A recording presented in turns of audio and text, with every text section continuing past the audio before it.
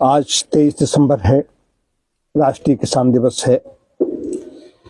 ये भारत के 5वें प्रधानमंत्री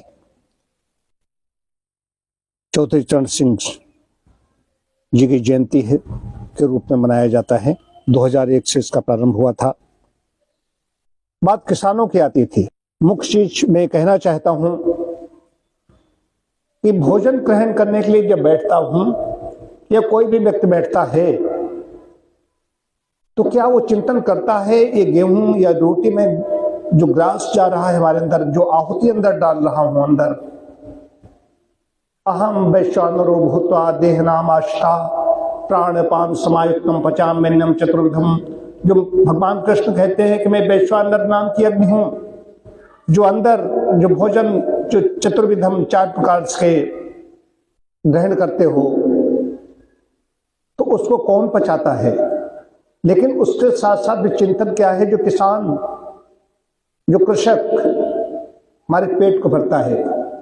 हमारे कृषिकार्य होता था, पिताजी कृषिकार्य तो नहीं करते थे, बटाई देते, लेकिन किसान ही तो थे, कृषक कहे जाएंगे। मैं भी कृषक हूँ, कृषक पुत्र हूँ। तो कृषक होना बहुत बड़ी बात है। भारतीय संस्कृति में किसान को, कृषक को महत्व दिया गया है, जो सबका पेट भरता है।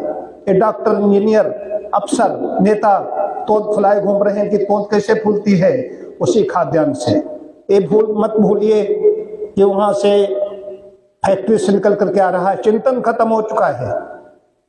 चिंतन अगर सही हो तो अनाज को बर्बाद नहीं किया जाएगा, एक कण भी नहीं थाली में छोड़ेगा, बर्बाद नहीं करेगा। वो चिंतन ये होना मैं समझता हूं कितने लोगों का होगा। मन पढ़ता हूं, चिंता हूं कि इस ग्रास का अन्नम वै प्राणः, ये अन्नमय कोश है।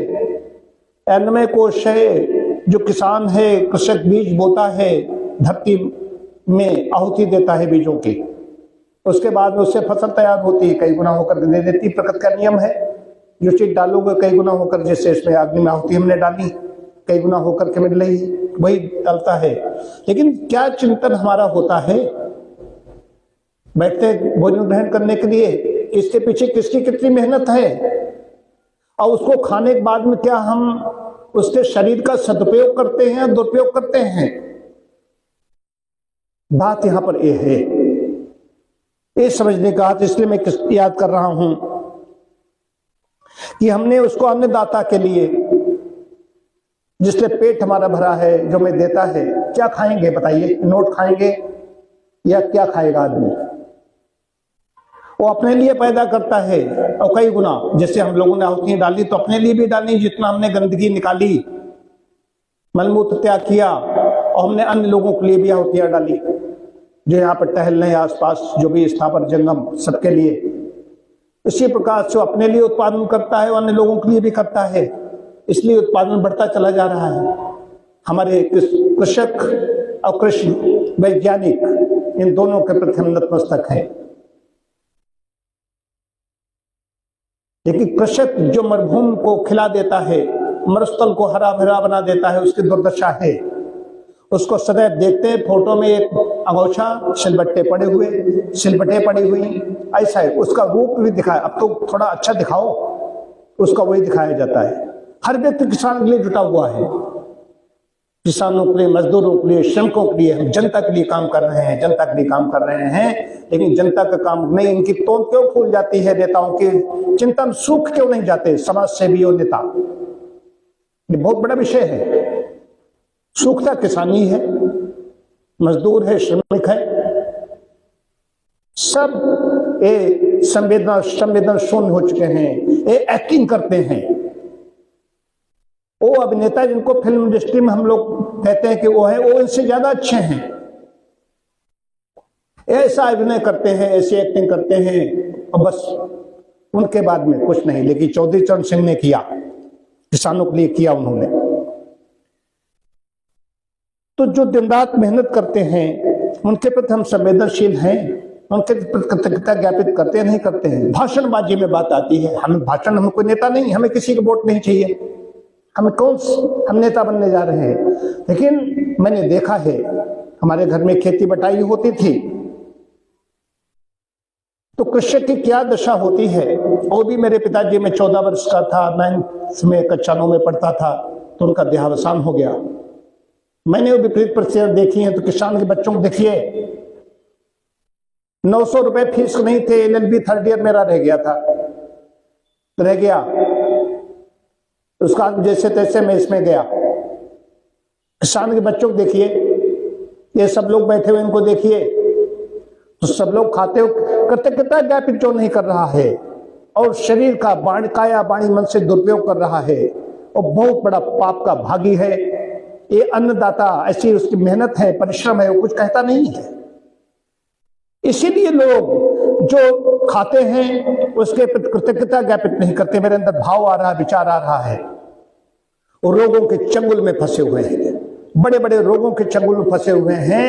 यदि कृतज्ञता ज्ञापित करने लगे कृषक के प्रति, सोच करके हम खा रहे हैं तो परिमित भोजी मिताहारी बने तो उसका स्वास्थ्य अच्छा। मेरा स्वास्थ्य अच्छा है, परमात्मा की कृपा है।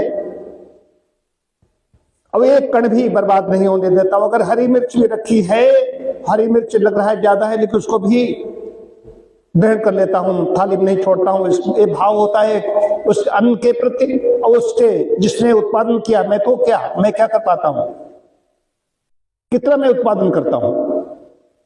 ये बड़ा विषय है, किसानों के ऊपर चिंतन हमें करना पड़ेगा। तो हाँ, एक बात और मैं कहना चाहता हूं। मैंने कहा था अब फैमिली डॉक्टर नहीं, डॉक्टर साहब बैठे हुए, मैं बैठा हुआ हूं, अब से हम लोग चिकित्सा जुड़े हुए हैं। डॉक्टरों के नहीं, फैमिली डॉक्टर सब लोग सुनते हो, फैमिली डॉक्टर है, लेकिन फैमिली फार्मर की आवश्यकता है। आपको अब रासायनिक चीजें ज्यादा डाल रहा है किसान, तो उससे अपनी फसल भी बचानी है, और उन्हीं से अपना पालन पोषण करना है बच्चों का। उसकी भी आशाएं हैं, अपेक्षाएं हैं, वो भी अपने बच्चों को आगे बढ़ाना चाहता है, पूरा प्रयास करता है, अलग विषय है। तो उसको अडॉप्ट कीजिए, खाली नसीहत देने से काम नहीं होगा। आदमी कर लीजिए, कीजिए, वो कीजिए। ये सब बैठे हुए हैं जो ऑफिसों में एसी में बैठ करके, अफसर और नेता क्या जाने, कृषि वैज्ञानिक और किसान, दो की बड़ी भूमिका नहीं, लोग भूखों मर रहे होते। उत्पादन क्यों बढ़ता चला जा रहा है? इन दोनों की मेहनत है। तो फैमिली डॉक्टर नहीं, डॉक्टरों को छोड़िए, डॉक्टरों को पकड़ करके कोई स्वस्थ नहीं हुआ आज तक। डॉक्टरों से जितने ज्यादा आदमी दूर रहेगा उतने ज्यादा स्वस्थ रहेगा। तो फैमिली फार्मर अगर आए, शहर के लोग हैं और गांव से सबका नाता है, नहीं खेती है, उसको कहिए हमें भैया इतनी अरहर चाहिए, इतने गेहूं चाहिए, ऑर्गेनिक चाहिए, मैं आपके गेहूं 4000 रुपये कुंटल, 5000 रुपये कुंटल खरीदूंगा। वो आपके लिए गेहूं पैदा करेगा, उसकी रक्षा करेगा, उसको ज्यादा मूल्य मिलेगा। फैमिली डॉक्टर के बजाय फैमिली फार्मर पर जब तक ये पब्लिक जनता नहीं आएगी तब तक ये भटकती रहेगी, नाचती रहेगी। बड़े बड़े हॉस्पिटल में अपने को दिखाते हैं, वैभव दिखाते हैं, ये बीमार लोग हैं कि बड़े अस्पताल में वहां ट्रीटमेंट ले रहा हूं। ये ऐसे ही अकाल ही काल कबलित होते रहेंगे, और सब चलते फिरते रोगी लाशें घूम रही हैं। स्वस्थ तो होते हैं कि युवावस्था में। अरे तुम्हारा जीवन पूरा स्वस्थ होना चाहिए, तुम्हारा चिंतन ठीक होगा, तुम्हारा आहार ठीक होगा, आहार विहार ठीक होगा, तो सब कुछ ठीक होगा। तो आज ये किसान दिवस पर मैं कहना चाहता हूं, इसी के साथ अपनी बात समाप्त करता हूं। जय किसान।